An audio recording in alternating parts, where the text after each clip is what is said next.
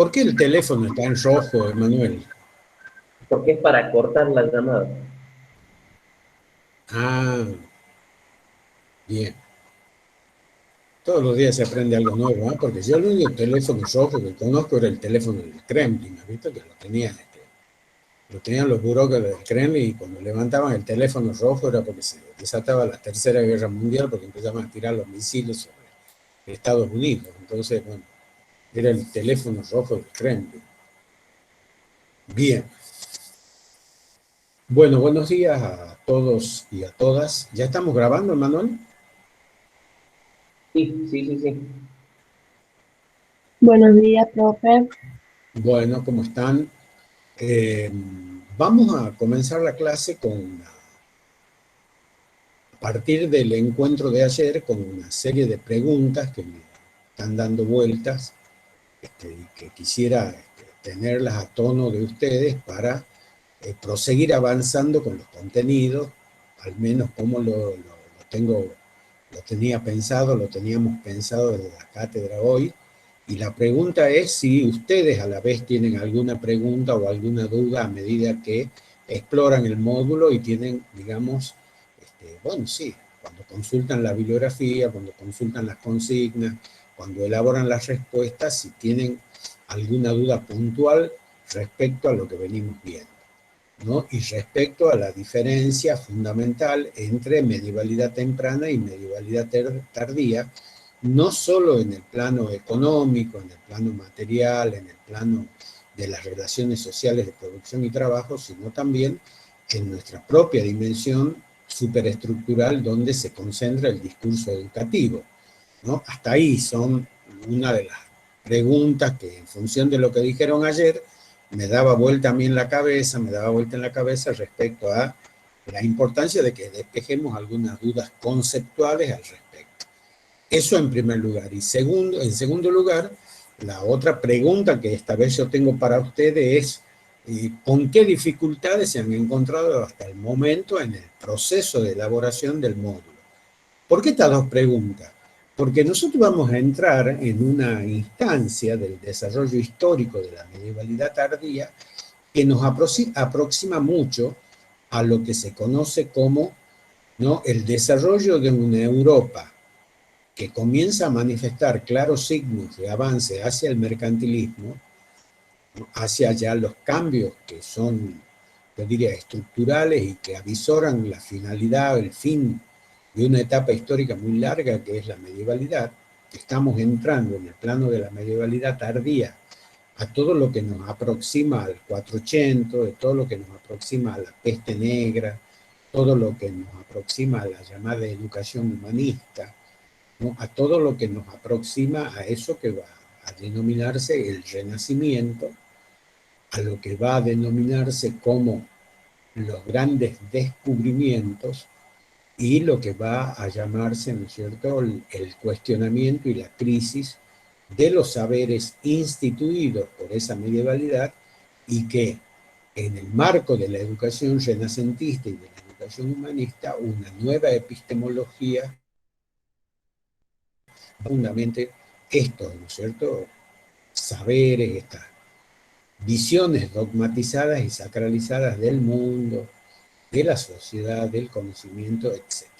Entonces, antes de que nosotros entremos a esta complejidad, a esta otra segunda transición, que ya no es solo la de la medievalidad temprana a la tardía, sino hacia la transición de la medievalidad hacia la modernidad, o más que a la modernidad, hacia el humanismo temprano, o al 480, ¿no es cierto? Quisiera yo saber cómo están ustedes, ¿no? Acuérdense del tema de los super ratones, cómo están ustedes, ¿no? Así que bueno, escucho entonces alguna opinión o comentario que tengan antes de que abramos la clase.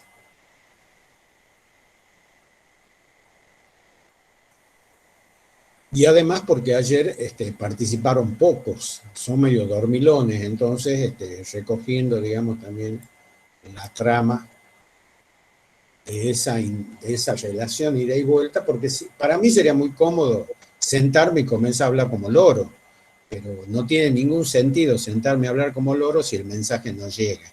No sé si se entiende. Por eso las preguntas que les hago. Profe, yo creo que guiándome un poco de las guías para comprender, Ujú. eh, por lo menos con mi grupo vamos bastante bien en la Bueno, comprensión. o sea, no tienen dificultades en encontrarle las relaciones, los significados, ¿no es cierto?, más importantes a los temas, dice usted. Va todo Exactamente. bien. Por ahora no. Bien. Veremos con este módulo que está por explicar. Sí, bueno, es que además ya hemos dicho, las clases tienen la función, no solo Ujú. tienen la función formal de cubrir los contenidos del programa, ¿verdad? Lo cual los profesores se preocupan mucho por eso, cuando en realidad eso no es nada más que una guía o orientación. Nosotros nos preocupamos para que ustedes aprendan y comprendan, que es otra cosa. Y no repitan como loro las cosas, o no repitan porque hay una obligación de repetir. Porque esa cosa que es propio del secundario es lo que más daño nos hace. No sirve. Nosotros tenemos que aprender en la universidad primero a comprender los procesos históricos, en este caso, porque esta materia es una materia cultural, una materia de la formación general de un profesional en la educación, y lo más probable es que no la vuelvan a ver más a lo largo de la carrera, ¿no? Salvo referencias así muy puntuales. Pero lo importante es que aprendan a comprender los procesos históricos en su doble relación, en el desarrollo de los hechos en el tiempo, que es la diacronía, y en la transversabilidad de los hechos, ¿no?, económicos, sociales, culturales, educativos, que es lo que se llama la sincronía histórica, esa doble relación que tienen los hechos a lo largo del tiempo, y en particular los hechos educativos, son las cosas que ustedes tienen que aprender como método, en este caso, como método de análisis histórico, ¿verdad? Entonces, por eso mi preocupación de preguntarle cómo van con el módulo, qué cosas entienden, qué cosas no entienden, qué les quedan colgadas. ¿Mm? Bien, hemos escuchado a una compañera, no sé si hay otra opinión al respecto.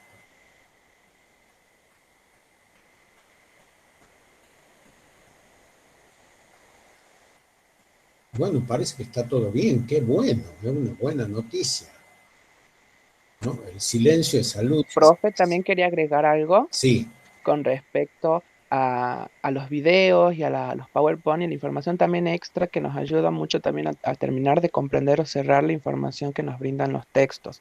También eso nos funciona mucho. Bueno, yo también soy parte del grupo de Belén y bueno, siempre nos dividimos así o vemos todos los videos, todo el contenido para poder comprender, porque siempre a veces la ayuda de algún contenido audiovisual, ya sea un video, nos ayuda también a comprender mucho mejor porque hay veces que en la imagen estamos tan acostumbrados a consumir tantos videos que nos sirve como complemento para comprender los temas. no, claro, es un recurso didáctico valioso, no solo ahora en la virtualidad, lo es también y lo ha sido en la presencialidad. O sea, es otro lenguaje. Y ese lenguaje audiovisual, como por ejemplo la película Hipatía, o la película, sí, así era, no, no, ¿cómo se llamaba? Es la película de Hipatía de Alejandría, se llamaba, claro, Ágora. bueno, Ágora a ustedes les sirve como imagen y discurso para comprender, estoy tomando un ejemplo, un personaje histórico que es crucial, ¿no?, al final de la antigüedad y al comienzo de la medievalidad. Entonces, sí, hay un trabajo que nosotros hacemos que es bastante minucioso, de recorrer esa gran, ¿no?, guía de teléfono gigantesca que es la red, buscando los mejores o los videos que consideremos que más se adecuan a los temas que estamos tratando. Les aviso que no es una tarea fácil, es una tarea que lleva tiempo, te tenés que sentar a ver, a analizar quién los dice, ¿no? Fundamentalmente elegimos además videos educativos, no cualquier video. La procedencia y la fuente, digamos, es muy importante. No, no es lo mismo que lo diga, ¿no?, el Roña Castro, que lo diga, ¿no es cierto? Capaz que el Roña Castro lo dice mejor, te digo, ¿no? Porque hay muchos profesores que dan el verso con este tema, pero el tema de los videos es fundamental, como el tema de las películas y como el tema también de las fichas de PowerPoint, donde ustedes ahí tienen la síntesis conceptual.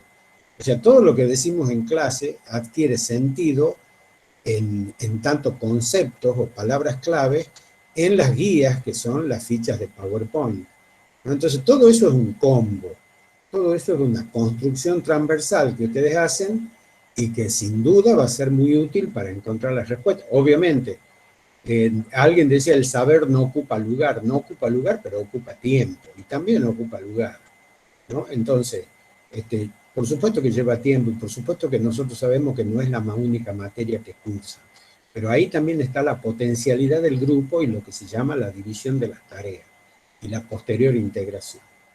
O sea, todo es un engranaje, las pedagogías virtuales, que tienen que estar adecuadamente acompañadas desde un sistema que nosotros hemos elegido, que es el sistema, ¿no es cierto?, que se llama la modularidad, ¿no?, dentro de las pedagogías remotas. Hay otra forma.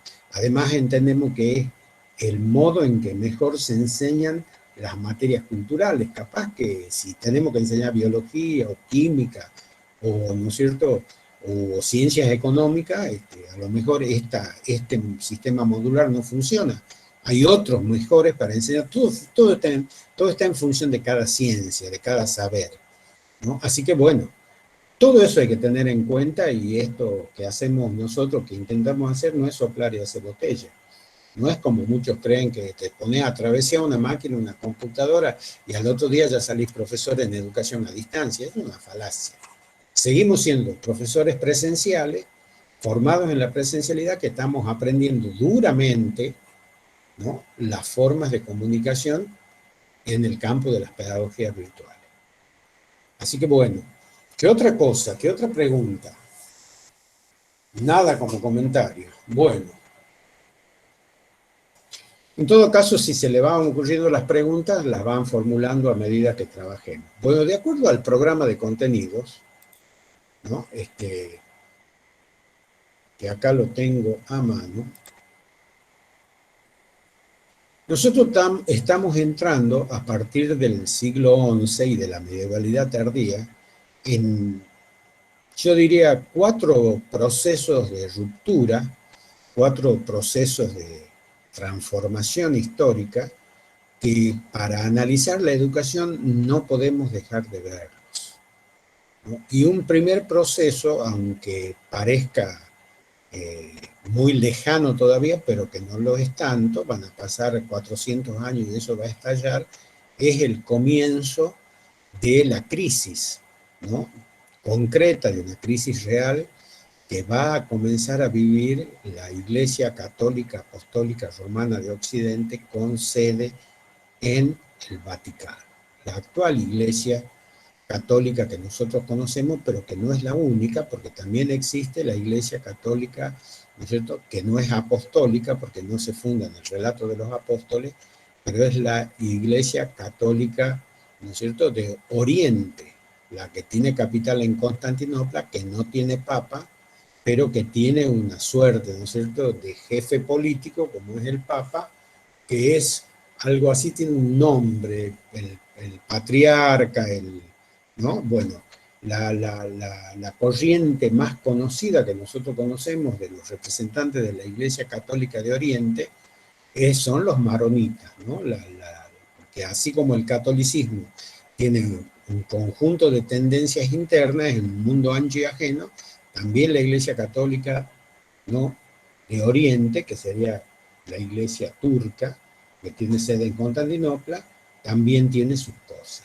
Entonces, en primer lugar, lo que nosotros vamos a ver es cómo, a partir sobre todo del siglo XII, esa enorme, ¿no?, hegemonía, ese enorme monolitismo o aparente monolitismo que la Iglesia encierra dentro de sí, no solo como poder político, sino como poder eclesial, como poder, ¿no es cierto?, que se apropió de lo que se llama el relato trascendente e impuso en los seres humanos un único, estoy hablando siempre de estas latitudes, un único y excluyente relato trascendente, y el que no se adecuaba a eso iba a ser perseguido y todo lo que ya sabemos.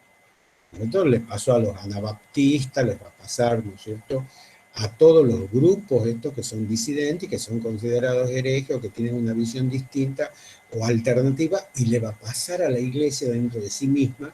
Y eso se ve muy bien en la película que está ambientada en el siglo XIII, ¿no? En el año 1300, que es la película El nombre de la rosa, donde una de las primeras cuestiones que comienzan a debatir en el seno mismo de este poder atemporal, pero también bien temporal, porque tiene riqueza, propiedades, tiene, ¿no es cierto?, todos ejércitos a su servicio y todo lo demás, es estas dos concepciones ideológicas que la atraviesan. Si va a ser una iglesia que rescate la tradición de San Pedro y los apóstoles despojada de riqueza, o si va a ser la iglesia de un clero, esto fuertemente identificado con un poder terrenal, con los poderes conservadores, asociado a las monarquías, asociado a los varones, a los duques, a los marqueses, ¿cierto?, asociado al poder terrenal, y que necesita, para construir esa hegemonía discursiva, en todo un respaldo de poder material, de riqueza,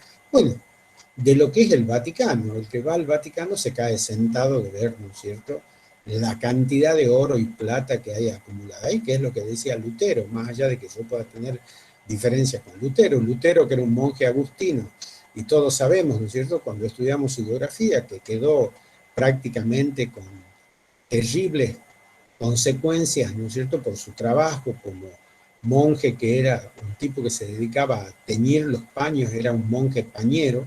Su congregación trabajaba, ¿no es cierto?, en la iglesia de Württemberg, tiñendo los paños, elaborando, ¿no es cierto?, tejiendo los paños. La industria pañera, que es la industria de la mercantilidad temprana, es el gran antecedente de la industria textil. Producían todo tipo de paños, cortinas, lienzos, ¿no es cierto?, y los teñían en colores. Y Lutero contaba cómo trabajaban con el agua helada, con el agua llena de nieve, porque ahí le ponían los colorantes, y hasta que esa agua la calentaban, metían las manos, se destruían las manos. El mismo Lutero tenía todo lleno de artritis, sus manos, producto del frío, y cuando él va a Roma, ¿no es cierto?, y ve todo ese brocado, todo ese lujo, ¿no?, todo eso que a él lo perturba muchísimo, y encima ve el cobro de las indulgencias para que todos aquellos, ¿no es cierto?, que tenían que querían ir al cielo, compraban un terrenito en el cielo, que eran las indulgencias. Entonces se revela. Entonces yo no es que estoy haciendo una prédica a favor de Lutero, simplemente estoy describiendo una parte de su biografía. Entonces, ese debate ya es una cuestión que comienza a horadar internamente esa unidad apostólica que ha surgido con mucha fuerza a partir del siglo III, o sea, casi 10 siglos, casi 1000 años antes, donde, ¿no es cierto?, con la transformación de los últimos emperadores romanos, como Constantino, en, ¿no es cierto?, católicos, al convertirse al catolicismo, el catolicismo se va a transformar ya no solo en un discurso de saber o en un discurso trascendente, sino en un discurso de poder.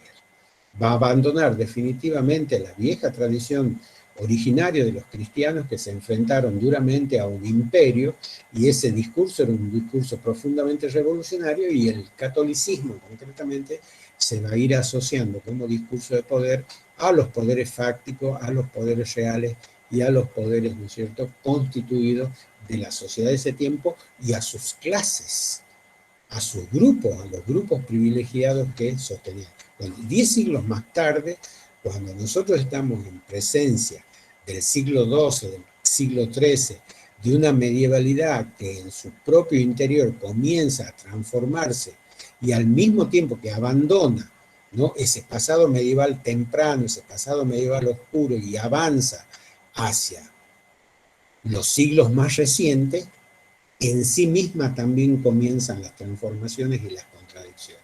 Y una de las grandes contradicciones de la medievalidad tardía es ese discurso fraccional que atraviesa a la Iglesia.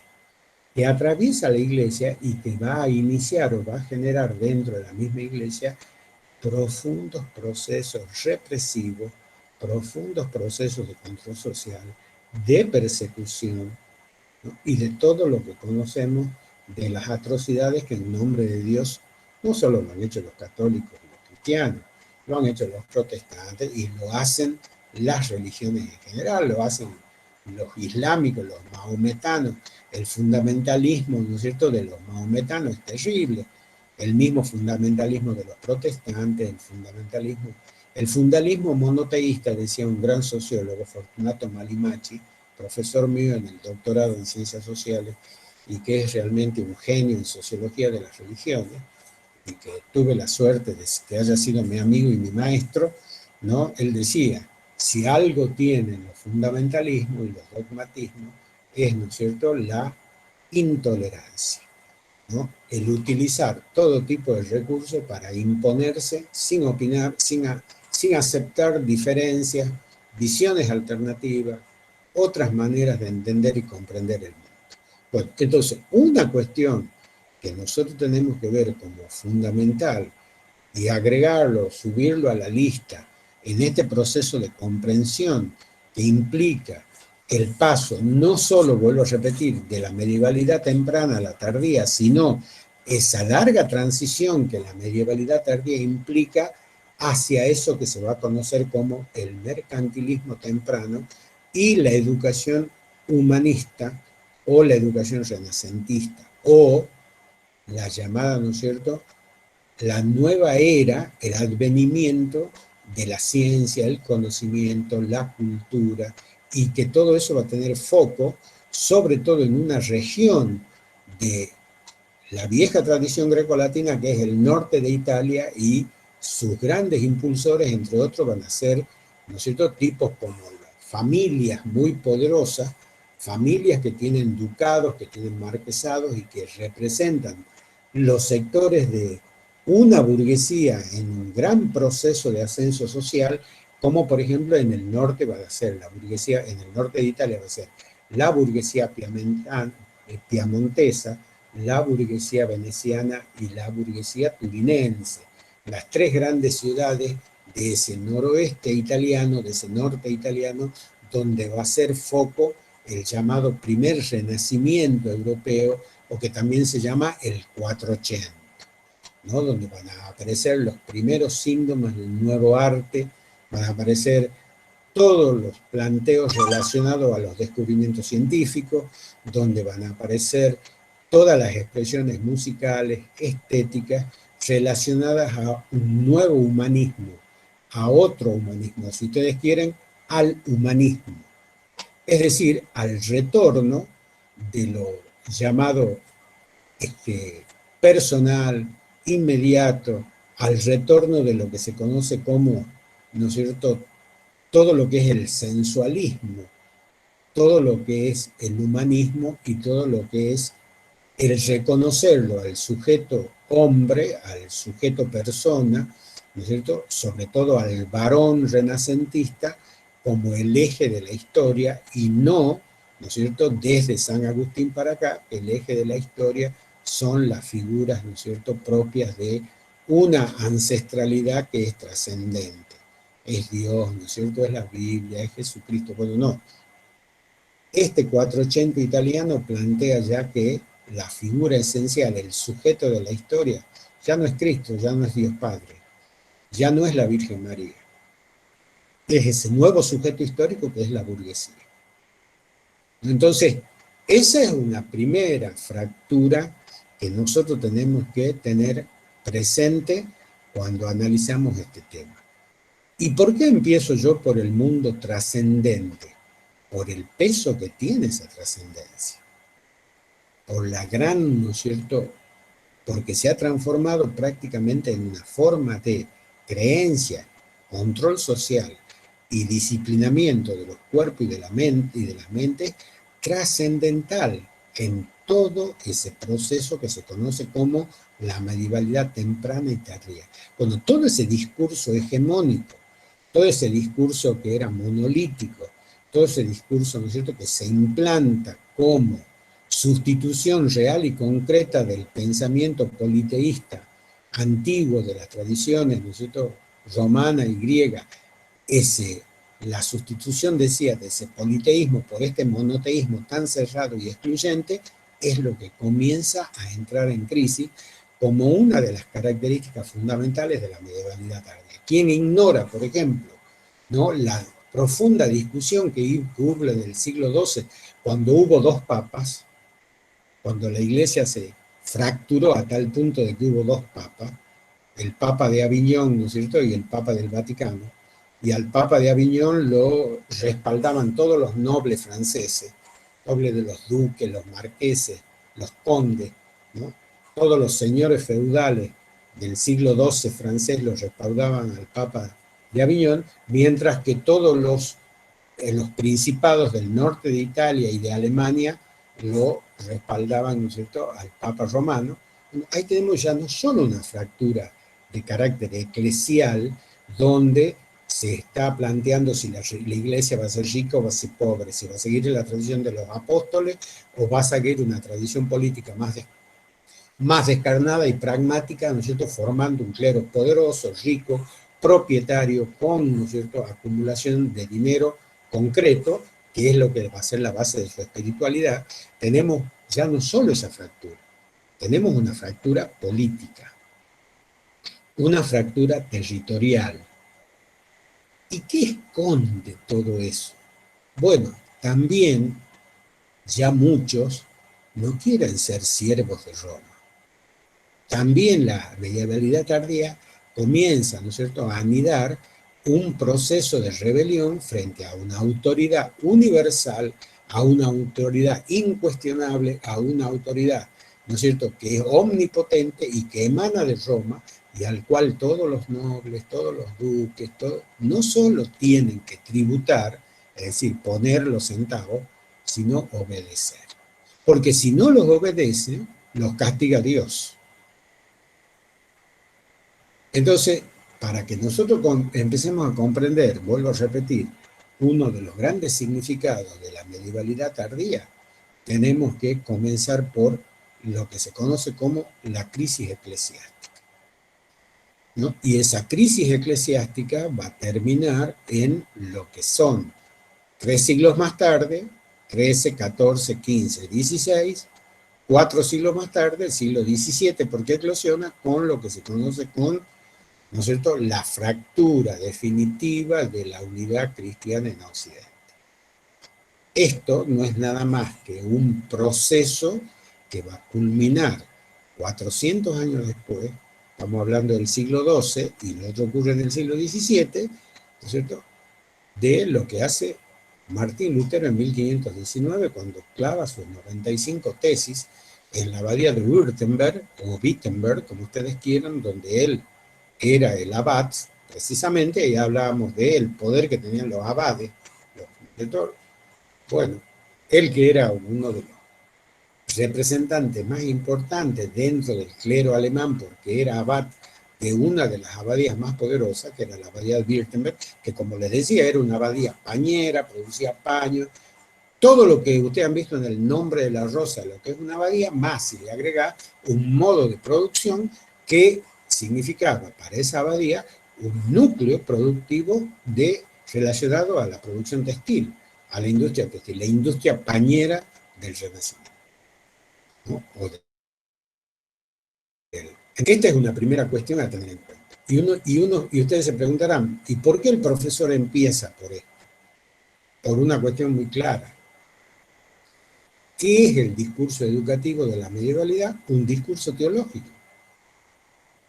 ¿Qué es el discurso educativo de la medievalidad? Un discurso atravesado por un concepto muy importante en la medievalidad temprana, o dos conceptos muy importantes provenientes de la medievalidad temprana, que es, por un lado, un discurso de carácter ético, moral y de carácter teológico que está sintetizado en San Agustín y el concepto de ciudad celeste. Y un discurso pedagógico, un discurso educativo claramente, ¿no es cierto?, enunciado, claramente escrito y claramente expuesto en su etimología, que es el discurso de San Isidoro de Sevilla, que es el que determina o es el determinante esencial de los lineamientos curriculares de la educación medieval a través de esa tradición que encarnan el trivium y el quadrivium. y que también es una tradición antigua porque, como lo hemos dicho, proviene de la tradición greco-latina, de las 7 artes liberales de la humanitas romana, y que todo eso rescata el cristianismo, para que también salgamos de ese otro error de creer, ¿no es cierto?, que al politeísmo, ¿no es cierto?, de la antigüedad greco-latina, el cristianismo no le debe nada, todo lo contrario. Se inspira, y hemos visto ahí, con Clemente de Alejandría, lo hemos visto con San Agustín, lo hemos visto, ¿no?, con la tremenda situación que vive Hipatia, que va a ser un proceso duramente conflictivo, donde, ¿no es cierto?, el cristianismo necesariamente va a abrevar en la filosofía griega, va a construir su discurso en base a los grandes aportes del idealismo, ¿no es cierto?, griego y sobre todo del idealismo platónico, y luego en la medievalidad tardía lo va a terminar de completar con la concepción aristotélica, que ya hemos visto, averroísta, proveniente, ¿no es cierto?, del Oriente, y que a partir de ahí se va a formar el discurso y la tradición escolástica en materia filosófica en primer lugar y en materia educativa en segundo lugar. Entonces, por eso empezamos nosotros por los aspectos y las cuestiones trascendentes, porque la educación medieval, a diferencia de la educación humanista y de la educación moderna, está atravesada por un sujeto que es el maestro de los maestros, y ese maestro de los maestros es Jesucristo. Y detrás de Jesucristo está Dios Padre. Y detrás de Dios Padre y de Jesucristo está el gran relato articulador de esa antigüedad y que se inspira en el Antiguo Testamento, que es la Biblia. Pero esa Biblia antes se ha inspirado en la Torá y se ha inspirado en las tablas de la ley. Es decir, también rescata la tradición judía, por eso hablamos de una cosmovisión judeo-cristiana, de una tradición judeo-cristiana. Otra cosa en que también desde el catolicismo duro y fundamentalista se ha intentado separar. Acuérdense, ese monoteísmo que nosotros tomamos tiene que ver con la tradición de Jehová, tiene que ver con la tradición de la Torá y tiene que ver con toda la tradición del Antiguo Testamento, que es puramente hebreo. Entonces, volviendo al principio, la medievalidad tiene como discurso trascendental y como discurso transversal en materia educativa, tanto en la temprana como en la tardía, el discurso católico, apostólico y romano. No es otro. Si nosotros decimos discurso cristiano, eso sería la raíz. Pero la forma, ¿no es cierto?, que adquiere, la definición que adquiere, los bordes conceptuales que toma, son los bordes conceptuales del discurso católico, apostólico de Occidente, con sede en Roma. Y se vuelve un discurso universal. Se impone como discurso universal. En estos 1000 años que nosotros estamos viendo, desde el 476 después de Cristo hasta 1550, en que cae Constantinopla, 1492, en que se descubre América, que son las dos fechas en donde se dice terminó la medievalidad, en esos 1000 años el cristianismo católico, apostólico, romano y occidente se va a imponer como discurso dominante y como discurso excluyente en las sociedades occidentales. Por eso comenzamos hablando, cuando analizamos la medievalidad tardía, de esta crisis que antecede una tormenta, que de una tormenta que va, ¿no es cierto?, a hacer o generar un colapso, que es el colapso de lo que se llama la división de la cristiandad o la ruptura de la cristiandad en el siglo XVI, cuando nace todo lo que es, ¿no es cierto?, el proceso que inicia Lutero en 1519 y que es lo que se llama el protestantismo, o una nueva fractura o una fractura trascendente en, ¿no es cierto?, esa unidad religiosa que ha construido la Iglesia Católica Apostólica Romana durante casi 1000 años. ¿Se entiende esto entonces? ¿Cuál es el otro gran tema? ¿Cuál es el otro gran tema que nosotros tenemos que analizar y comprender para entender qué significa el paso de la medievalidad temprana y tardía a la tardía, y por qué la medievalidad tardía es un fuerte proceso de transición y transformación, donde lejos de afirmarse el discurso, este discurso católico, apostólico, romano, como decía, como fue en la medievalidad antigua, comienza a navegar ese discurso en profundas contradicciones que lo llevan a su disolución en parte y a su fragmentación concreta 400 años más tarde. El segundo tema que es fundamental es el nacimiento de una sociedad que progresivamente va a ser atravesada por lo que se llama, ¿no es cierto?, la constelación, la galaxia, como ustedes quieran decirle, o el paradigma de la cultura de la letra escrita. Y que esto va a madurar y va a eclosionar cuando nosotros lleguemos al siglo XV, ¿no? Al siglo XVI, perdón, con un señor que se llama Gutenberg, que es el inventor de la imprenta, que es el inventor, ¿no es cierto?, de las letras que ya se reproducen en cantidades industriales y en formatos mecánicos. Entonces, el advenimiento, y en esto también está planteado claramente el tema de este tema en la película El nombre de la rosa. Por eso esa película es tan importante y tan cardinal para verla en esta materia. ¿Qué es lo que hablaba? De la cultura de la letra escrita. ¿Y qué va a caracterizar a la medievalidad tardía como primer paso en la construcción de esta nueva galaxia del conocimiento? Y uno pregunta ¿por qué? ¿Por qué es una nueva galaxia del conocimiento? Primero, chicos, porque no es lo mismo la cultura del lenguaje verbal que la cultura del lenguaje escrito. No es lo mismo la lengua o lo que se dice a lo que se escribe. Yo les voy a dar un solo ejemplo. Todas las sociedades ágrafas, por más civilizadas y avanzadas que fueron, desaparecieron en el tiempo. No quedó nada. Ágrafas me refiero a que no se apropiaron de la grafía, de la escritura, de cualquier modo de escritura. Mientras que las sociedades que generaron fuertes procesos gráficos o de grafía orientadas a la comunicación, a la representación, al dibujo, al arte, a todo lo que ustedes quieran decir, y dejó como herencia un lenguaje y a través de su lenguaje, su mensaje civilizatorio, trascendieron en el tiempo. Ejemplo, los egipcios y su jeroglífico.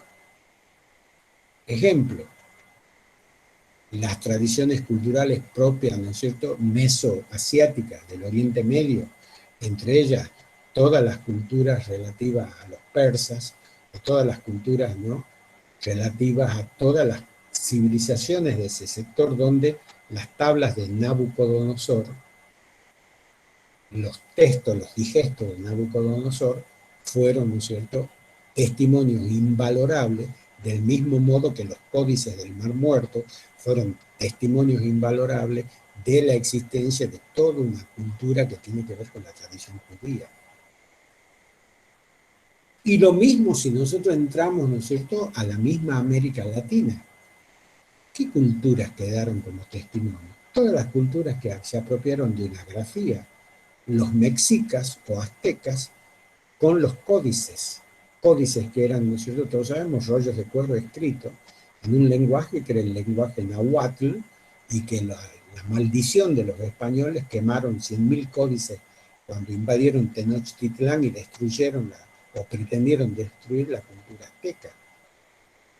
Sin embargo, a pesar de esa atrocidad, sobrevivieron. Y los códices aztecas, ¿no es cierto?, escritos en náhuatl, nos dejaron como herencia cultural un conocimiento cabal de esa civilización. Y lo mismo va a pasar con los incas.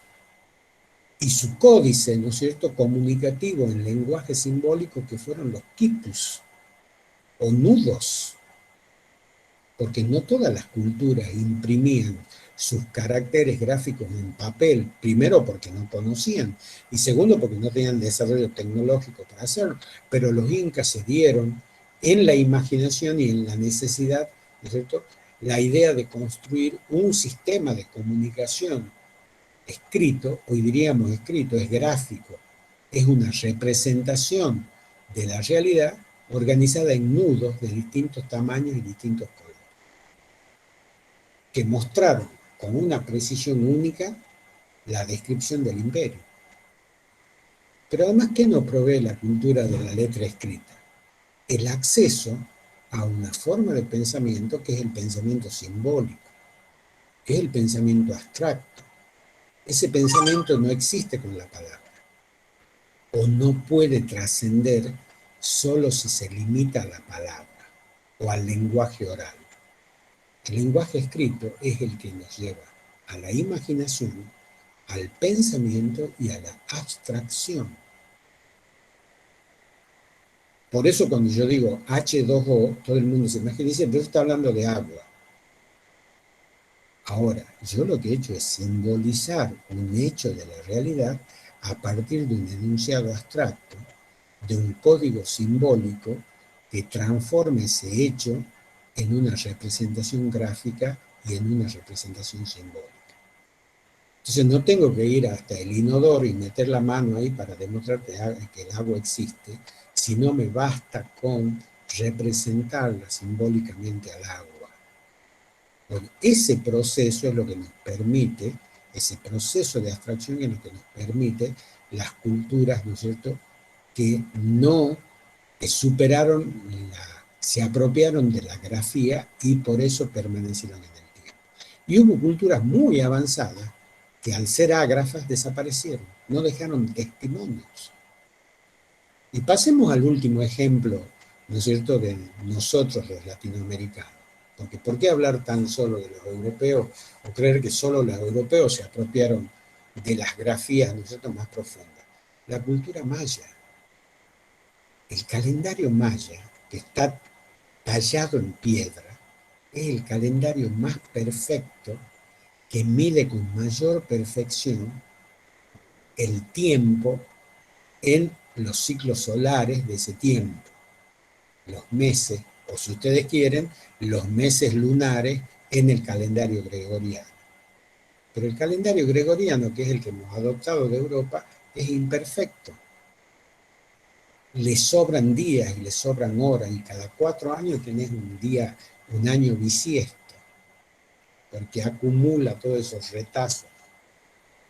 Mientras que el calendario maya de 18 meses, con meses de 20 días, sale sin ningún minuto o día que le sobre.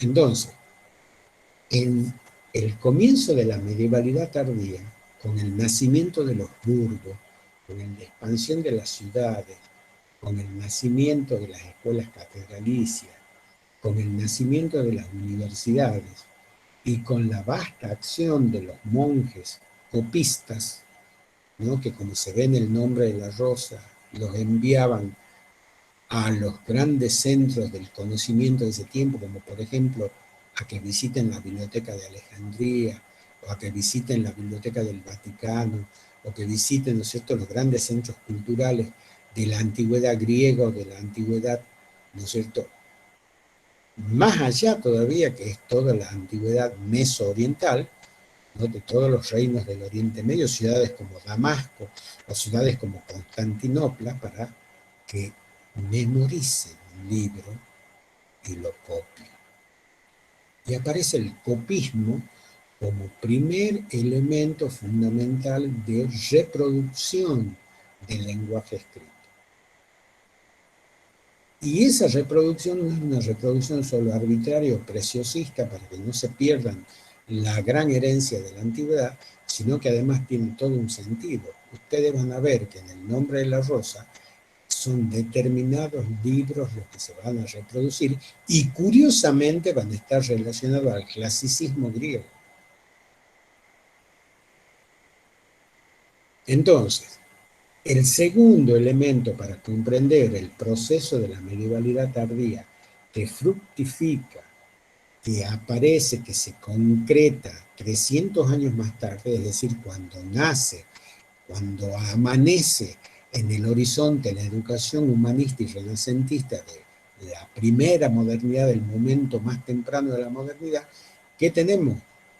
Con un señor que se llama Gutenberg, pero con un señor que se llama Barros antes, que debe ser un antiguo, ¿no es cierto?, una antigua ascendencia de la profesora Susana Barros, que en Portugal y en Italia reprodujeron mecánicamente, reprodujeron de manera en serio, reprodujeron de manera no manual, sino de manera mecánica, tipos, letras en plomo, ¿no? Moldes de letras en plomo y que impresos se podían mecanizar y reproducir en grandes cantidades.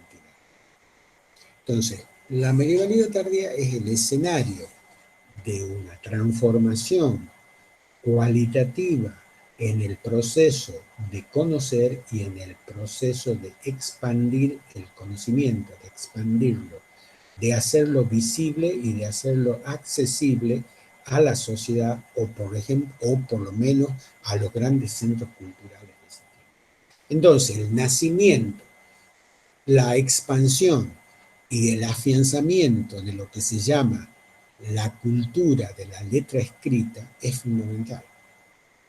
Y es lo que también, y lo digamos al final, va a poner en cuestión con las formas, ¿no es cierto?, de representación simbólica de la realidad, que va adoptando la profundización del conocimiento relativo a la imaginación y a la transformación de los hechos en representaciones gráficas y en representaciones que son simbólicas, va a empezar también a cuestionar los saberes de la medievalidad temprana y tardía.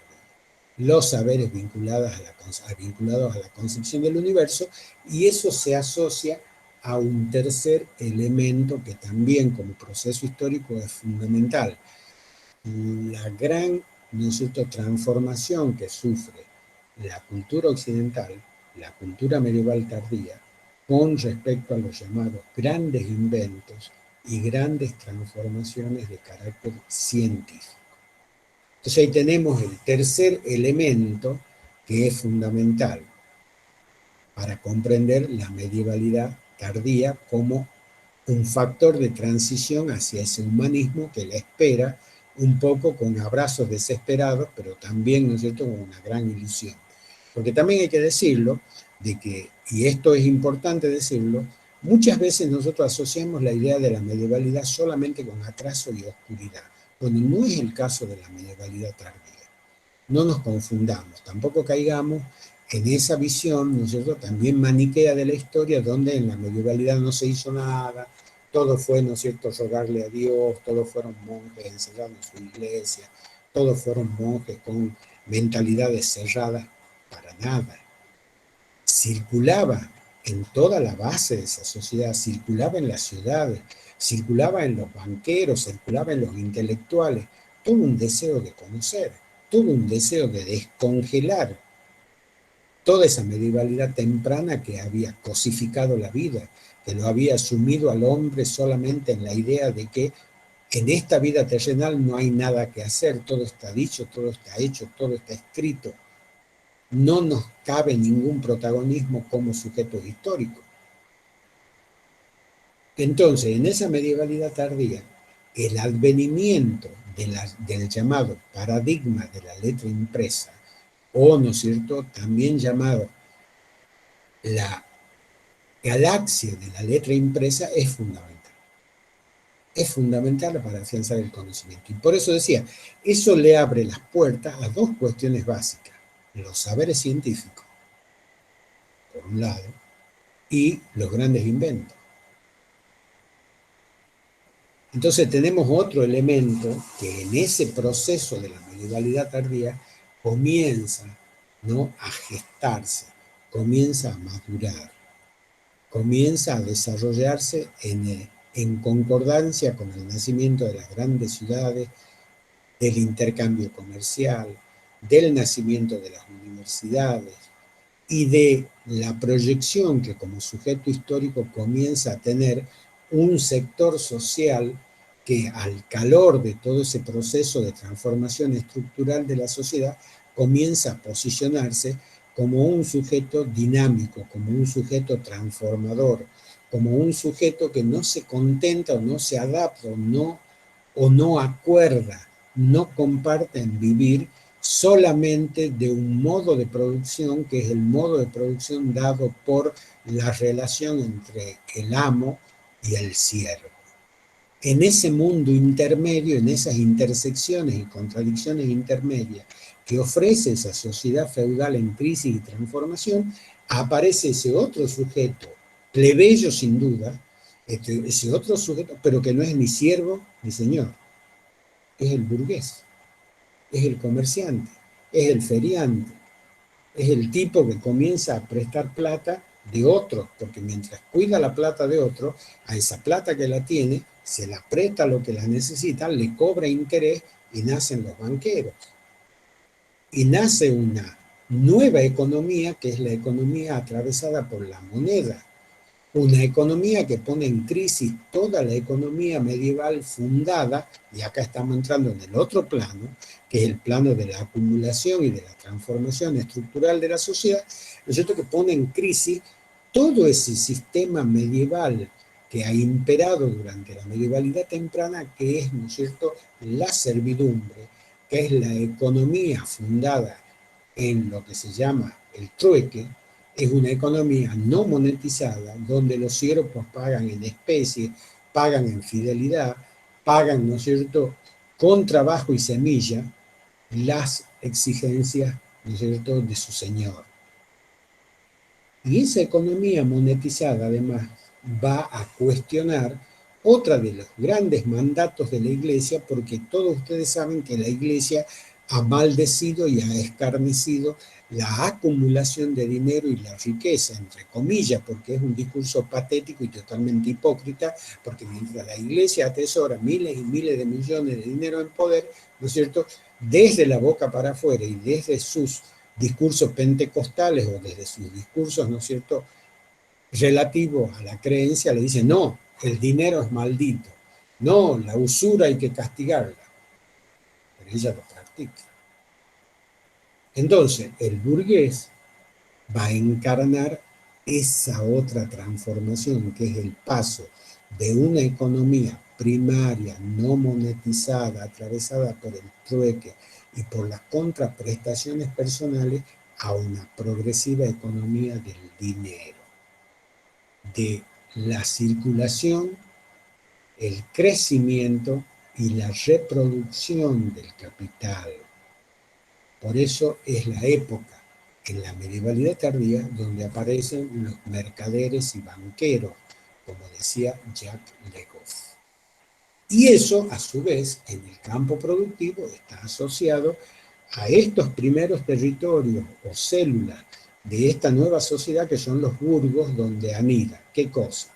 El nacimiento de una pequeña industria textil, el nacimiento de una pequeña industria manufacturera artesanal, donde aparecen los intercambios, donde se venden en ferias los productos del campo, donde, ¿no es cierto?, los albañiles y las grandes cofradías y gremios comienzan en función de la urbanización a desarrollar sistemas de trabajo relacionados al crecimiento de ciudades, relacionados a la arquitectura, relacionados a todas las industrias que hacen y hablan de un renacer económico, como es el renacer económico de los siglos XII y XIII.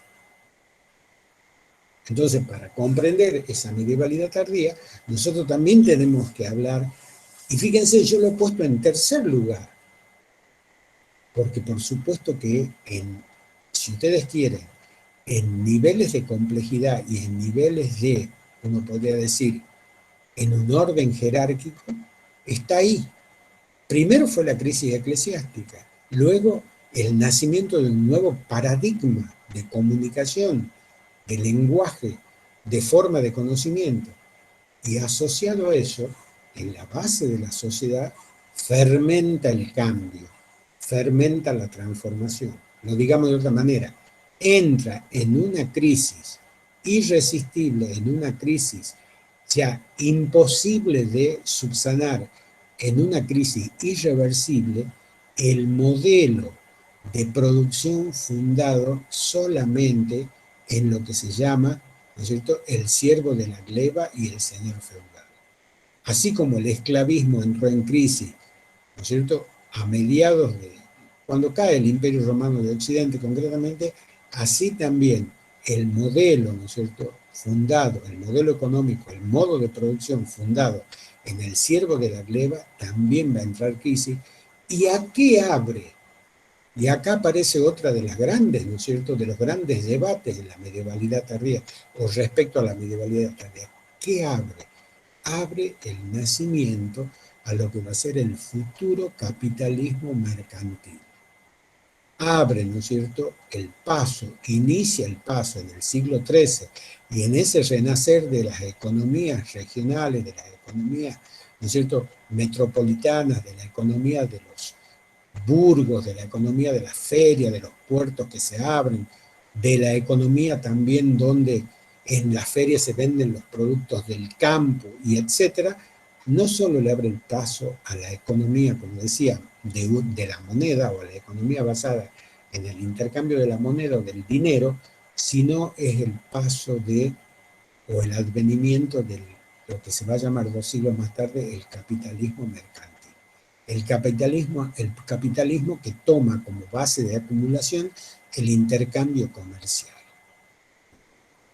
Un intercambio comercial que tiene como elemento mediador el dinero, el metálico, su acumulación, su reproducción y su circulación en la sociedad. Entonces fíjense cómo la medievalidad tardía es tan interesante de analizar porque no aparece como, no es un formato puro. Y cada vez, ¿no es cierto?, nos acercamos más a la idea que hablamos al principio en 2 o 3 clases anteriores, que es, ¿no es cierto?, el formato, la tesis o el planteo que hicieron los economistas del círculo, ¿no?, Ciencia y Sociedad de Londres, esos economistas neomarxistas, ¿no?, que agrupados alrededor de la figura de un señor que se llama Hobsbawm, Eric Hobsbawm, plantearon, ¿no es cierto?, la medievalidad tardía como una larga transición de ruptura del modo feudal de producción y su paso, ¿no?, su lento paso, su lenta transición de 700 años al modo de producción capitalista industrial. Porque no hay que olvidarse, el mercantilismo es un modo de producción capitalista, en tanto acumula, reproduce y circula el capital, pero no lo hace sobre el desarrollo industrial.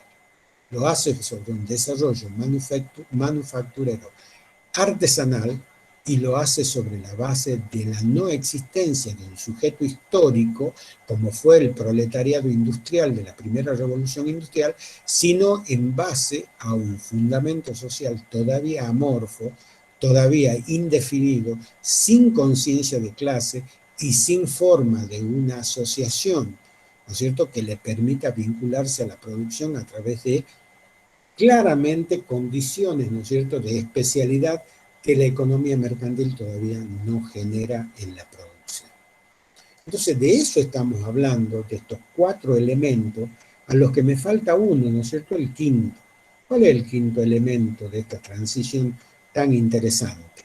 Hemos hablado primero de lo eclesiástico y trascendente, hemos hablado segundo de lo comunicativo, hemos hablado en tercer lugar de cuál es el proceso o crisis que atraviesa ese modo de producción en decadencia, que es el modo de producción feudal, y qué tipo de advenimiento, ¿no?, está presentando, y decimos que el cuarto ha sido, ¿no es cierto?, ¿cuál?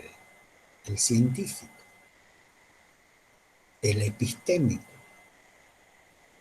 El mundo ese que se trazó también comienza a entrar en crisis.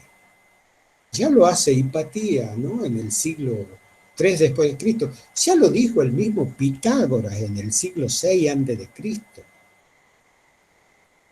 ¿Cuáles son los 2 grandes cuestionamientos? ¿Cuáles son las 2 grandes preguntas que se van a comenzar a hacer los seres humanos en este nuevo, ¿no es cierto?, en este nuevo umbral del proceso de transformación de la sociedad europea de esta época. Bueno, ¿en qué mundo vivimos? ¿Cómo es el universo? ¿Cuál es la concepción de sujeto histórico? O sea, ¿para qué carajo, con perdón del el término poco académico, estamos nosotros acá en la Tierra? ¿Para qué? Para rezar, para inclinarnos, para creer, para que todo esto ya está dicho, ¿no? Y todo ya nada es posible cambiar, o para plantearnos a partir del conocimiento, de la comunicación, ¿no? De hacernos preguntas fundamentales sobre el mundo que nos rodea para indagar ese mundo, para conocer ese mundo. Y entonces se va a producir en la fisonomía de la epistemología del paso de la medievalidad tardía al renacimiento temprano o al primer renacimiento o al renacimiento llamado humanista, una pregunta que es básica. ¿Estamos los seres humanos para creer o para comprobar? ¿Estamos los seres humanos para aceptar todo tal cual es? ¿Todo lo que nos dicen, todo lo que está escrito? ¿O tenemos que comenzar a preguntarnos acerca de estas cosas? Bueno, el conocimiento que ha producido todo lo que es eso que se llama la galaxia de la cultura de la letra escrita, le abre paso al ser humano, vuelvo a repetir, para el acceso a nuevas formas de abstracción, para el acceso a nuevas formas de imaginación y para el acceso a nuevas formas de construcción de ese universo, por ejemplo, en el que se nos decía que era cerrado, en un universo que no era infinito, y entonces van a empezar a surgir filósofos, por ejemplo, ¿no? Como en los albores del 480, y que va a ser uno de los grandes pensadores, que es precisamente el protagonista o uno de los protagonistas en el siglo XIII y en el siglo XIV, primero, ¿no es cierto?, de lo que es la medievalidad tardía, que es nada más y nada menos que Guillermo de Ockham, que en la, ¿no es cierto?, fantasía o en el discurso de la película no es nada más y nada menos que Guillermo de Bakers. Comienzan a producirse a partir de la introducción de Aristóteles y a partir de la misma escolástica preguntas que nos llevan progresivamente a eso que se llama el nacimiento del empirismo, como primer paso de una filosofía escolástica a una filosofía renacentista, a una epistemología renacentista, a un nuevo modo de entender el mundo, ya no solo a partir de la creencia y el dogma, sino a partir de las sensaciones, los sentimientos y de la experiencia. Y así como hay un Guillermo de Ockham, así va a haber un Roger Bacon, así va a haber, ¿no es cierto?, un interesantísimo filósofo de origen italiano, veneciano, que se llama Giordano Bruno, y que no por nada la Inquisición lo va a quemar en la hoguera cuando él hable de que el universo es infinito. Y no es el universo cerrado medieval. Todavía no está, ¿no? Todavía no está en ese renacimiento o en ese primer renacimiento humanista un tipo como Galileo Galilei o Copérnico, que vienen casi un siglo más tarde, pero ya aparecen las preguntas. En este 480, el instituto cultural que yo les hablaba, ya aparecen las preguntas. ¿El ser humano a qué viene este mundo? Vuelvo a repetir, ¿a creer o a comprobar? ¿A preguntarse o a aceptar? ¿A aceptar los relatos tal cual son o a cuestionar esos relatos? ¿A partir de qué? ¿De sus ganas de cuestionar? No, a partir del conocimiento, a partir del lenguaje, a partir de representar simbólicamente, a partir de la matemática, a partir de la física, a partir de la ciencia, de las nuevas ciencias naturales que comienzan a tomar auge, que son las ciencias del conocimiento, de todo lo que es el mundo material concreto, a preguntarse sobre ese mundo. Pero al mismo tiempo se están preguntando sobre el hombre, sobre la persona como sujeto histórico, sobre, si ustedes quieren, el burgués y el intelectual. ¿Cuál es la función de ese burgués o de ese intelectual? ¿Creer solamente o comprobar? Y ahí están las claves de una nueva epistemología que plantea, ¿no es cierto?, la medievalidad tardía. Y si a eso le asociamos en ese renacimiento del 480 todo lo que es el advenimiento del arte prehumanista, del arte, ¿no es cierto?, ya no sacro, ya no el arte de los cuerpos ocultos, ya no las pinturas de Tiziano o Tintoretto, ¿no es cierto?, donde los rostros son grises y oscuros y todos cubiertos, sino la pintura de Rafael,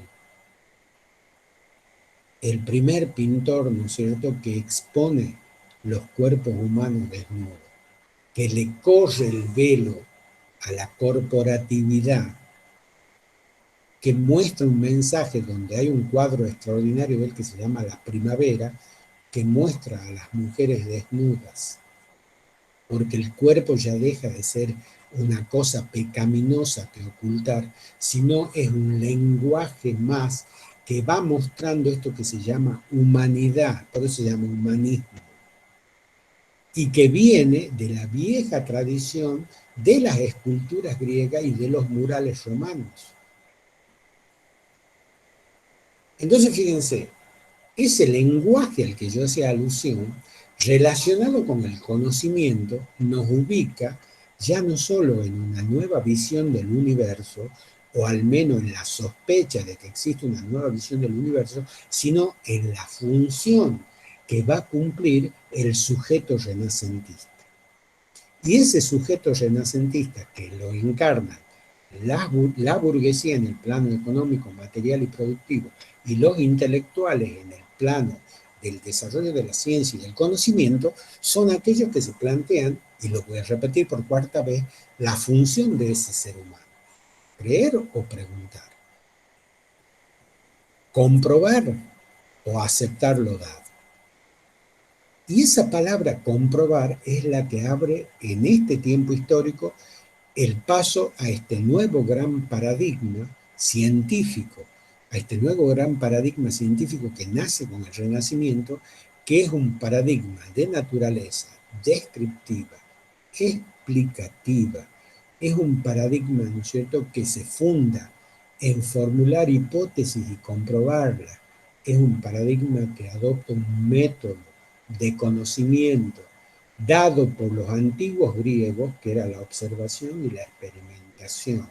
Y es un paradigma que además a todo lo escribe, a todo lo sistematiza a partir de, con el fundamento de la imprenta, la difusión, ¿no?, de toda esa producción ya escrita en un marco mecánico y en un marco que puede ser multicultural y que puede ser cuantitativamente mucho más amplio que el viejo copismo del siglo XII y el siglo XIII. Entonces, chicos, repasando, ¿qué es comprender la medievalidad tardía? Es comprenderla en 4 o 5 ejes de conocimiento.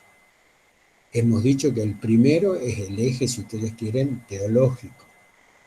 El segundo es un eje muy importante, que es el eje comunicacional. El tercero hemos dicho que es un eje muy importante también, que tiene que ver con la crisis y el agotamiento histórico del modo de producción fundado en el ciervo de la gleba. Y el cuarto punto nos pone frente a la aparición de un nuevo sujeto histórico,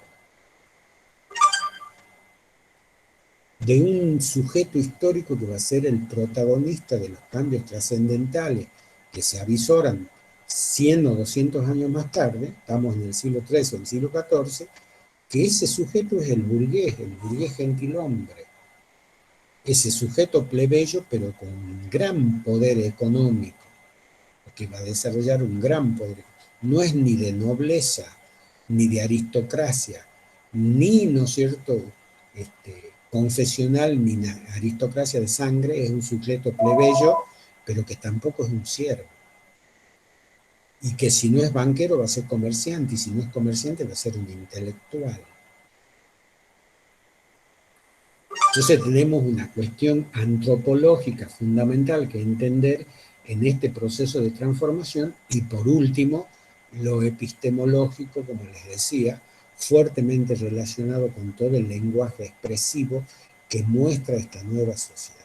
Esta nueva sociedad donde el cuerpo deja de ser un objeto vergonzante para transformarse en un objeto de arte. Bueno, entonces estamos ya no en los detalles de esta medievalidad tardía, sino estamos en todos los procesos transicionales como época histórica del siglo XI, que como época histórica del siglo XI al siglo XIII guarda dentro de sí mismo.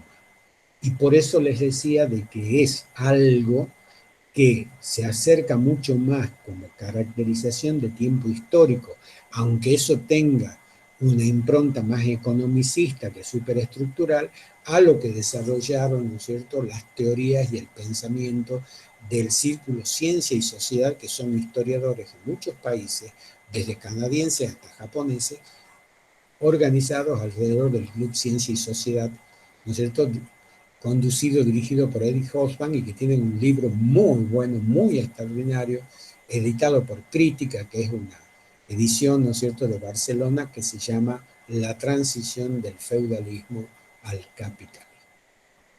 Yo no sé si hay alguna cosa más, Susana, Emanuel o Liz, que quieran agregar, pero creo que con eso nosotros estaremos en condiciones, chicos y chicas, de darle el pantallazo total para la comprensión del tiempo que ustedes están estudiando. No sé si me entienden, ¿no? Por eso también, a lo que decía el compañero hace rato, ustedes tendrían que agregarle como dato estas clases grabadas, que a veces son importantes reescucharlas en el momento en que procesamos la información de los módulos.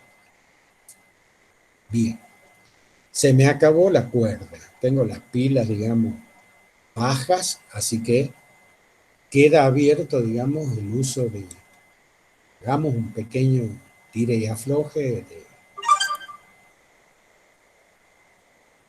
Y bueno, preguntarle en primer lugar a los chicos si la exposición ha sido, si esto que les he dicho ha sido claro, comprensivo, si lo han entendido, ¿no? De nuevo, y de ahí agregamos con lo que ya nos falta, los aportes que quieran hacer, como decía, Liz, Susana, Emanuel, y este aparato horrendo que este teléfono celular lo voy a borrar, voy a entrar en crisis. Es el nuevo fetiche, es el nuevo fetiche, es el nuevo juguete rabioso de la sociedad deseada. Vamos a bajarle el volumen. Bien, nada, ningún comentario.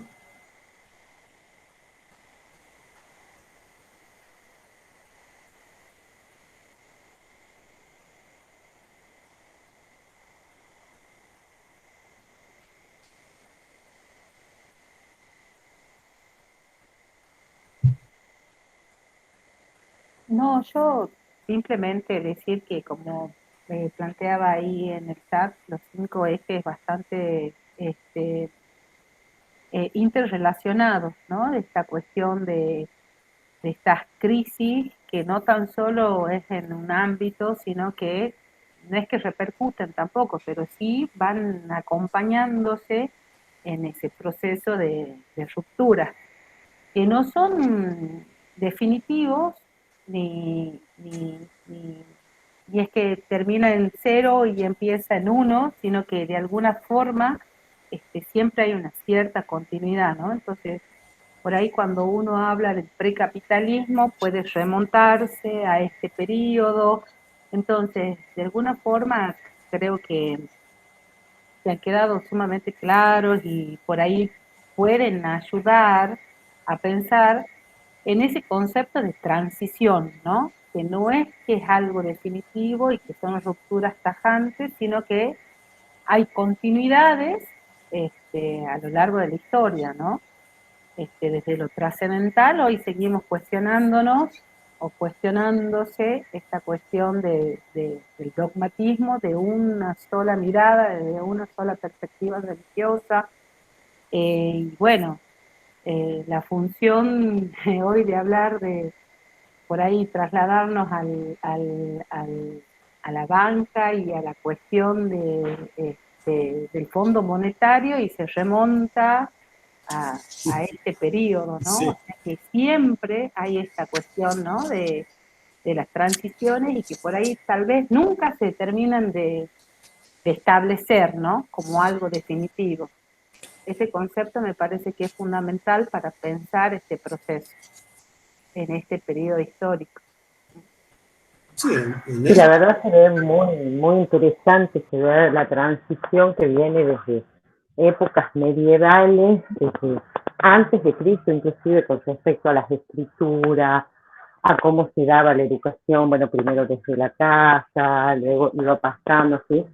La verdad que es como se dice, o sea, todo va de la mano, todo va en conjunto, todo va y sigue el ritmo, porque hasta el día de hoy, bueno, el día de mañana nuestros hijos, nuestros nietos, nuestros bisnietos, y vas a saber quiénes más, verán las reacciones, por ejemplo, que nosotros tuvimos, por ejemplo, relacionándolo con lo de hoy, ante una pandemia mundial. Cómo ha modificado eso la economía, la sociedad, la educación y todo, porque es así. Usted, señorita Benavides, me da pie para hablar de algo que yo no hablé, y no hablé desprofeso de eso, porque lo pensaba dejar para la clase que dé inicio a lo que Lo siento, el mundo renacentista, pero es la peste negra del año 1400, 1450. Pero peste negra que tiene una relación directa con otro proceso muy fuerte, que ya es propio de la modernidad temprana en sí mismo, que es lo que se llama como el nacimiento del primer proceso de globalización de la economía en el mundo, dado por el mercantilismo y por el descubrimiento de estos grandes continentes hasta ese entonces, conocidos muy superficialmente, como el caso de África, que solamente se conocía el norte, pero que no se lo conocía ni en su totalidad y mucho menos al oriente, aunque Marco Polo ya había escrito algo sobre las culturas orientales, sobre todo sobre la cultura china, ¿no es cierto? Y sobre nosotros, que no es que somos descubiertos por Colón, porque ya los islandeses y Eric el Rojo y todos los vikingos ya nos habían visitado, los habían visitado, ¿no es cierto?, a los aztecas en el siglo XII, pero todo eso da paso a un concepto que es fundamental, que es el de intercambio comercial, ya no solo endógeno de los mares europeos como el Mediterráneo y el Mar del Norte, sino a lo que se llama el primer proceso de globalización del mundo. Y bueno, los barcos que iban a China traían en sus centinas, ¿cierto?, en sus bodegas, traían ratas infectadas y se depositaban y anclaban en los puertos, en el puerto de Turín, Turín no es un puerto, el puerto de Venecia, en los puertos italianos, los puertos españoles, portugueses. Bueno, y las ratas infectadas salieron, ¿no es cierto? Y bueno, produjeron una enorme peste, que es la peste negra, que no es otra cosa que la peste bubónica, que mató casi la mitad de la población europea de ese tiempo, y como siempre, ¿quiénes pagaron las consecuencias? Los más pobres, los campesinos, los más hambreados, los grupos más vulnerables de la sociedad.